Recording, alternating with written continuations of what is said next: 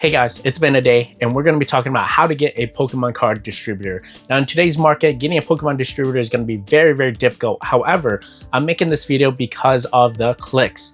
Yes, a lot of people want to know this information right now. Go ahead and save this. Maybe it'll be helpful for you in the future, but we're going to be talking about how you can get a Pokemon card distributor and how I got mine. So without further ado, let's go ahead and get into this. Firstly, we're going to talk about what is a Pokemon card distributor.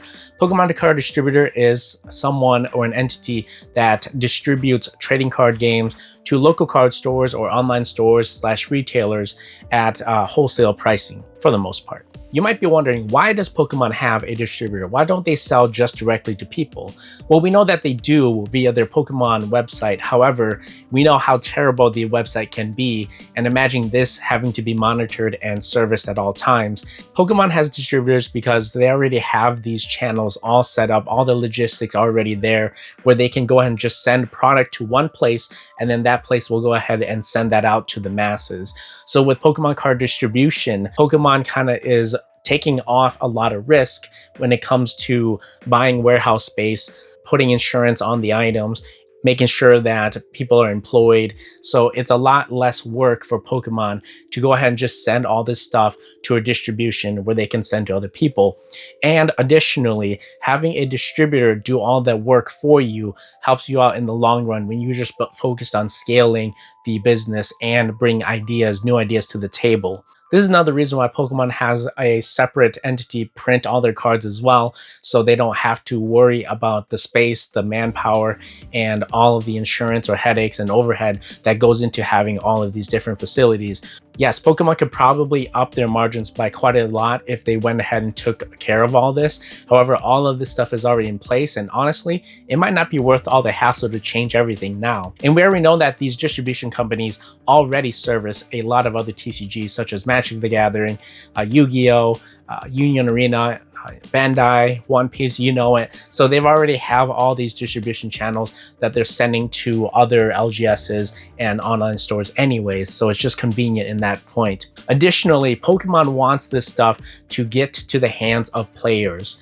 And that's why an LGS is important, because that is a local place where people can go to tournaments, go to events to bring more people into the TCG, because we all know Pokemon isn't just a collectible, but it is also a trading card game, and building the game is one of the aspects that grows the trading card business, not just collectibles. So that is another reason why they want to support LGSs, and that is why in the contracts, distributors aren't supposed to be selling to normal consumers. So I believe that it's only business to business relationships. So if you don't have a business already, you're gonna have to do that before you even consider looking at a distributor. If you're just trying to buy it from them without even having a business license, LLC, sole proprietor, S Corp, C Corp, whatever you want, if you don't have that set up yet, don't even start to look at distribution, because it's not gonna go well for you. Once you do have your business set up, one surefire way to get a distributor is to have a brick and mortar. So distributors like to work with brick and mortars because of all the foot traffic, because they know about the overhead and a lot of the time that it costs to have a brick and mortar. Not having an empty building is going to be enough for a distributor. You have to have a cashier register set up. All the shelving things need to be in place. Your sign needs to be on the front of your store, work hours and all that jazz. So it's not just, I have an empty building, give me a distributor.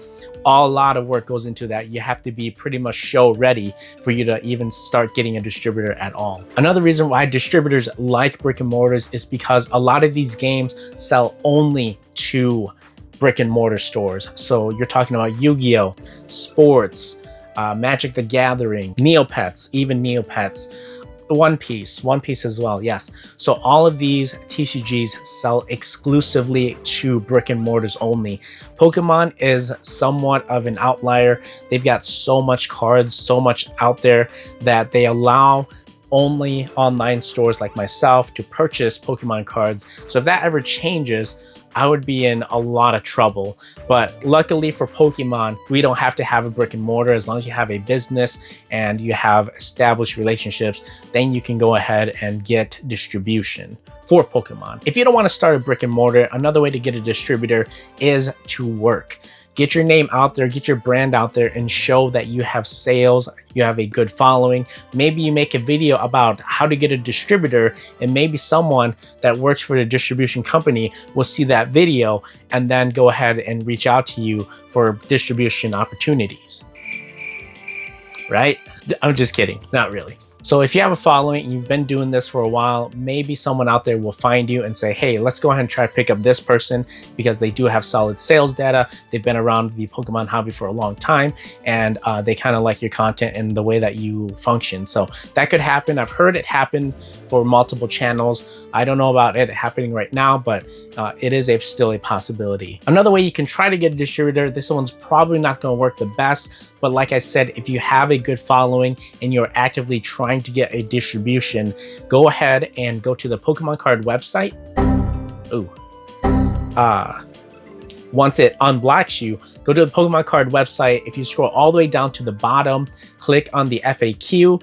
If you go to the FAQ, there's a question that asks, who are your distributors? Once you click on that, you'll be sent to a list, and that list shows all of the distributors and the states that they work in. So they don't have to be necessarily in your state. However, the ones that are closer are usually the ones that will be working with you so they can send product to you. But all the distributors on this list work directly with Pokemon and are contractually obligated to sell to online stores and LGSs. So you can try to do cold calls, send maybe emails to people that work there, but just make sure you're not harassing them because most of the time they're very, very busy. Like I said, it's going to be much more beneficial if you have sales data, if you've been doing this for a long time and you have your own established business, that you get eyes to look at you.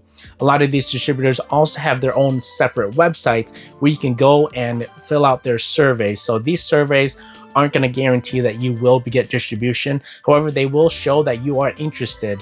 And if someone sees that you are very, very capable of running a business, they might reach out to you after you fill these surveys. With that, we're going to get down to how I got my Pokemon card distributor and how you can possibly get yours in the future.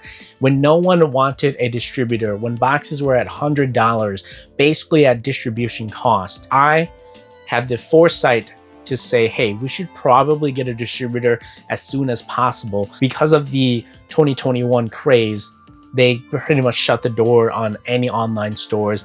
And before that, though, if you were online, they would take you, without a shadow of a doubt. Nowadays, things have changed because of that. So it's definitely a lot more difficult now than it has been in the past. I've been doing rip and ships with my store for about 1.5 years before I even considered looking at a distributor.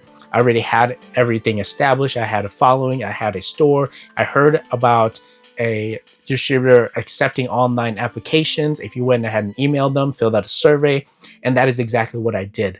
So you might have to play the waiting game for some if you don't have the established sales data and the established business that a lot of distributors are looking for. So that is how I got my distributor. I got super fortunate and I was looking at the right time to go ahead and pick one up. Just know that the market won't be like this forever. And when it does come back down and the boxes tank, distributors will be starting to look for more people because all of these Ace Hardwares, all of these people selling cars, that have no business with Pokemon are going to drop eventually. They're not going to go ahead and buy product anymore. And then that's when distribution is going to be like, hey, we should probably open our doors again to more people. And that's when you got to jump on it. One last final thought, distribution isn't the final answer to being a successful business owner. I've been doing rip and ships, my own sealed store for a while now without even having a distributor. All it comes down to is patience, finding good deals, finding stuff at low prices that you can sell, maybe hold on to later and sell later as well. That's where a lot of this actually came from, is I was buying stuff at MSRP or even lower than MSRP with how the market was and just holding on to it. And honestly, it was a bit of a gamble, but you got to know what you're doing. And as long as you're not like leveraging credit cards and loans and stuff, you should be fine. Just know that this is gonna all go to zero one day, but the risk is worth the reward, I would say. And definitely keep on hustling, keep on working. And if you have a business set up already, continue on making the business the best you can, even if you don't have distribution. Like I said, if you got a distributor tomorrow, it depends upon how much spend you have. If you're looking for allocations for the next set, you'd be lucky if you got one box or even two boxes, because there's just too many mouths to feed right now. And getting a distributor right now isn't the end all be all. Trust me. Like I said, it doesn't matter how much money you have, there's just not enough product to go around right now. But when things calm down, that's probably the best time to go and get a Pokemon card distributor. Hopefully this information was helpful. Thank you guys so much for watching. I'll see you on the next one. Peace.